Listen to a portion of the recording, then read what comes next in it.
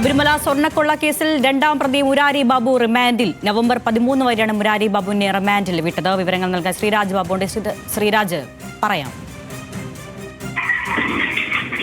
അരുണ, നിലവിൽ നവംബർ 13 വരെ റിമാൻഡിൽ കഴിയാൻ മുരാരി ബാബുവിന് മുന്നിലുള്ളത്.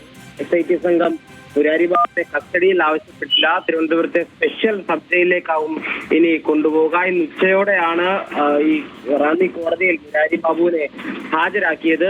വിശദമായ ചോദ്യം ചെയ്യൽ നടന്നിരുന്നു ക്രൈംബ്രാഞ്ച് ആസ്ഥാനത്ത്. അതിനെല്ലാം ശേഷമാണ് നിലവിൽ കോടതിയിൽ ഹാജരാക്കിയിരിക്കുന്നത്. ഇനി കസ്റ്റഡി കാലാവധി ഇന്ന് അവസാനിക്കാതിരിക്കുകയാണ് ഹാജരാക്കിയത്. എന്തായാലും കോടതി നടപടികൾക്ക് ശേഷം മുരാരി ബാബു റിമാൻഡിലാണ്.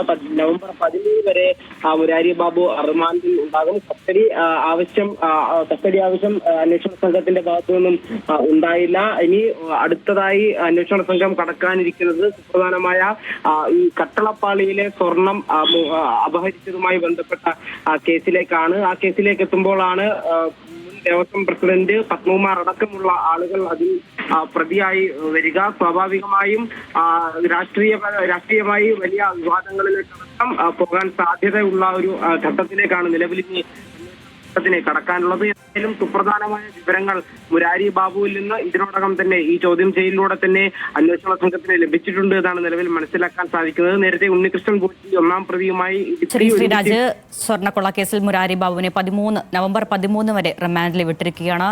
പ്രത്യേക അന്വേഷണ സംഘം മുരാരി ബാബുവിനെ കസ്റ്റഡിയിൽ ആവശ്യപ്പെട്ടില്ല. ഇപ്പോൾ തിരുവനന്തപുരത്തെ സ്പെഷ്യൽ സബ് ജയിലിലേക്ക് കൊണ്ടുപോവുകയാണ്. ശ്രീരാജ് ബാബുവാണ് വിവരങ്ങൾ നൽകിയത്.